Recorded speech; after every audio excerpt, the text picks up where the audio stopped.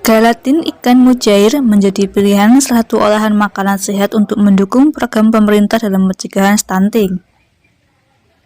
Seperti biasanya, gelatin menggunakan daging sapi atau daging ayam. Namun, di tangan kreatif para penggiat kampung KB Mujair, kuliner yang berasal dari beberapa negara Eropa tersebut diolah dengan menggunakan bahan dari ikan mujair. Inovasi olahan makanan dengan kandungan nutrisi ini selain memenuhi kebutuhan asupan gizi harian, juga memberikan manfaat kesehatan. Hal itu ternyata cukup menarik perhatian Ketua DPRD Kabupaten Blitar Suwita Saren maupun anggota DPRD Jawa Timur Erma Susanti. Pada saat pengolahan, beberapa makanan sehat yang digelar di Aula Kantor Pemerintahan Desa Papungan, Kecamatan Kanigoro, Kabupaten Blitar, kedua wakil rakyat dari PDIP ini tampak menikmati hasil olahan para ibu penggiat kampung KB Mujair di Desa Papungan. Merespon kegiatan kampung KB Mujair, Suwita Saren memberikan apresiasi kepada para penggiat kampung KB Mujair yang telah mampu mengembangkan inovasi produk-produk nutrisi untuk pertanian, peternakan, maupun perikanan dengan efisien, efektif, serta ramah lingkungan yang diorientasikan menghasilkan bahan makanan yang sehat dan juga menciptakan kemandirian petani. Berupa inovasi pembuatan nutrisi. Yang pertama tentu ini sambut gembira bagi petani.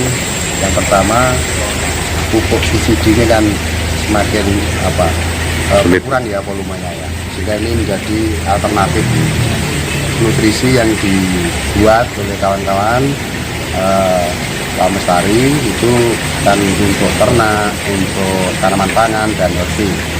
Sehingga dari sisi manfaat dengan kelangkaan kesulitan pupuk subsidi ini, tentu pupuk atau nutrisi ini sangat membantu bagi petani untuk kesediaan.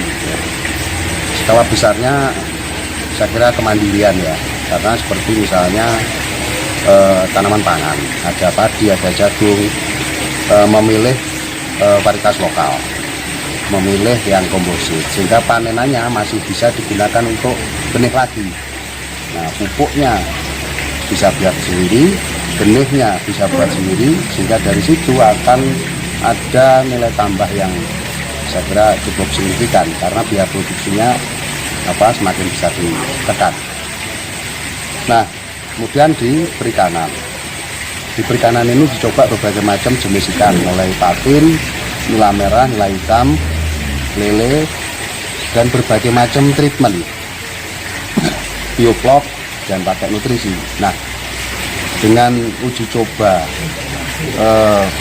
peternakan perikanan yang menggunakan nutrisi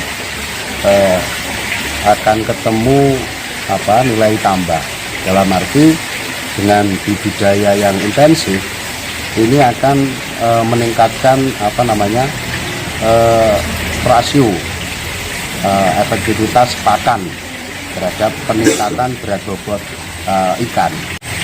Nah, kemudian di ternak juga kita tadi diberikan, dan kita sudah merasakan sendiri betapa bebek mentok itu setelah di treatment dengan nutrisi ini dagingnya pun beda, lebih lembut, terus kemudian lebih dari sisi rasa ya, dan lemaknya juga tidak terlalu banyak. Nah, artinya dengan nutrisi ini banyak sekali keuntungan. Dari sisi produksinya bisa ditekan karena memang nutrisi ini bisa mensubstitusi pakan yang selama ini digunakan, dan harganya juga cenderung naik terus. Yang berikutnya juga kualitas, sehingga nanti kebutuhan pasar, kualitas dan kontinuitas itu bisa disediakan dengan nutrisi ini dan menciptakan jejaring. Makanya hari ini ada demplot di sini, pengembangan selanjutnya pengenalan dan demplot-demplot di beberapa jaringan kawan-kawan petani. Nah, selebihnya nanti sambil menata pasar. Saya kira kebutuhan pasar ini kan bukan hanya kualitas tapi kontinuitas. Petani terbantu dengan harga produksi yang bisa ditekan. Insya Allah lah dari situ kira-kira nanti nilai tambahnya akan semakin besar buat petani. Kemandirian bisa segera diwujudkan. Kedaulatan pangan. Kedaulatan pangan. Pada kesempatan yang sama, Erma Susanti juga memberi penghargaan kepada para petani desa Papungan, terutama para penggiat kampung KB Mujair yang telah berhasil memanfaatkan teknologi pertanian dengan baik sebagai sarana peningkatan tidak hanya kuantitas, namun juga ada segi kualitas hasil pertanian, peternakan maupun perikanan. Ini adalah inovasi ya oleh kawan-kawan petani yang tentunya setelah dilakukan uji coba deplot-deplot yang sudah ada di beberapa wilayah, dan ternyata memang luar biasa, ada peningkatan produksi, dan itu di semua, tidak hanya di pertanian tapi juga di peternakan. Jadi yang sekarang di Papungan ini ada perikanan dan di peternakan mentok bebek, dan kemudian juga ada horti dan ikan ya, dan juga beberapa jagung ya, palawija dan sebagainya. Dan ini luar biasa dari kawan-kawan yang sudah dilakukan ini. Sudah ada beberapa contoh yang saya pikir harus diapresiasi dan disebarluaskan, karena memang kalau ini berhasil menjadi salah satu alternatif untuk peningkatan produksi pangan kita. Apalagi ini bangsa kita ini kan sekarang tantangannya adalah krisis pangan ya, sehingga memang perlu ada inovasi-inovasi dan pembelajaran pada petani, sehingga kayak teknologi seperti ini yang tentunya tidak susah. Artinya petani bisa mempelajari dan memproduksi ini sendiri tanpa alat yang mahal, yang tentunya kemudian bisa disebarluaskan sehingga menjadi teknologi yang dimiliki sebagai sebagai keahlian dari petani, yang tentunya ini perlu untuk disebarluaskan, sehingga kawan-kawan petani dengan tantangan bencana hidrometeorologi yang cuaca yang tidak pasti, ini kan tantangan pertanian dan sektor sumber daya alam itu kan ini bisa mengantisipasi itu dengan teknologi-teknologi seperti ini.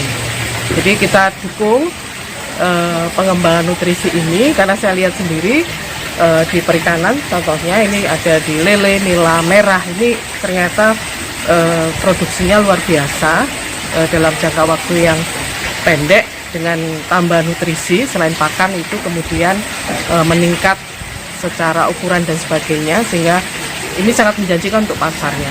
Begitu juga pada bebek mentok yang tentunya tidak hanya pada ukuran tapi juga pada kualitas dagingnya itu. Kemudian juga pada jagung itu juga dilihat dari hasil produksinya itu lebih daripada tidak memakai nutrisi. Dari Blitar, Anis melaporkan.